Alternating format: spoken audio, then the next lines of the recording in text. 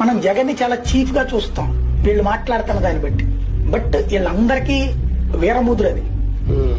అతను business men. వీళ్ళందరూ రాజకీయాలు ఇక్కడ అక్కడ నడుపుకుంటున్న రోజుల్లోనే ₹1,00,00,000 సంపాదించాడు. బిజినెస్ లో ఆరితేరినది.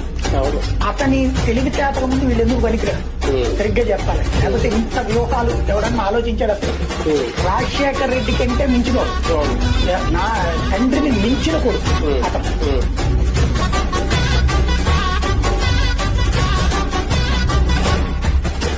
మనం జగన్ ని చాలా చీఫ్ గా చూస్తాం వీళ్ళు మాట్లాడుతున్న దాన్ని బట్టి.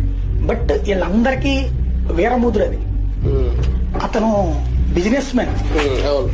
వీళ్ళందరూ రాజకీయాలు ఇక్కడ అక్కడ నడుపుకుంటున్న రోజుల్లోనే ₹1,00,00,000 సంపాదించాడు. బిజినెస్ లో ఆరితేరినది.